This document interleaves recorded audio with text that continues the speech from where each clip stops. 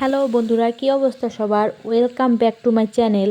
এই দেখেন, আজকে আমি একটা নতুন রেসিপি নিয়ে আসছি। এটা কি জানেন? লাল শাক ভাজি। এটা কিন্তু শীতকালীন শাকসবজির মধ্যে একটা মজাদার খাবার শাক।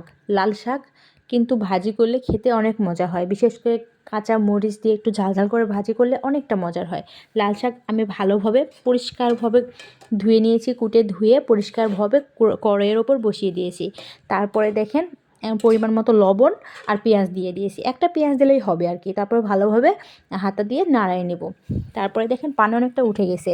তারপরে ঢাকনা দিয়ে ঢেকে দিব। তারপরে কিছুক্ষণ অপেক্ষা করতে থাকবো, কারণ যতক্ষণ পর্যন্ত না পানিটা শুকায় আর শাকগুলো সিদ্ধ না হয়। শাকগুলো হালকা সিদ্ধ হয়ে গেলে, অর্ধ সিদ্ধ হলেই আর কি, তখন দিয়ে দিব পরিমাণ মতো মরিচ। মরিচ দিলে কিন্তু তখনই ঘ্রাণটা চলে আসে অনেকটা, আর অনেকটা ভালো হয়। শাকগুলা তেলে দেওয়ার আগেই কিন্তু মরিচটা দিবেন, তাহলে কিন্তু শাকের সাথে মজাটা বেশি পাওয়া যাবে। তারপরে শাকগুলো সিদ্ধ হয়ে গেছে, আমি ঢেলে নিব। পরিমাণ মতো রসুন আর পেঁয়াজ কুচাই নিব। তারপরে কড়াইয়ের মধ্যে দিয়ে দিব। তারপরে যতক্ষণ একটু তেল দিয়ে দেবো, পরিমাণ মতো তেল দিয়ে নাড়তে থাকবো যতক্ষণ পর্যন্ত না বাদামি কালার চলে আসে। এই দেখেন, কিন্তু চুলোর আঁচটা অবশ্যই মিডিয়াম রাখতে হবে, বেশি রাখা যাবে না। এই দেখেন, ভালোভাবে এখন নাড়তে থাকবো। পেঁয়াজ রসুনের কালারটা অনেকটা বাদামি চলে আসছে, আর একটু রাখলে কিন্তু পুড়ে যাবে। সেই জন্য এই সময়টায় শাকগুলো ঢেলে দেবো। ঢেলে দেওয়ার পরে অল্প কিছুক্ষণ 1 মিনিটের মতো নাড়াচাড়া করব।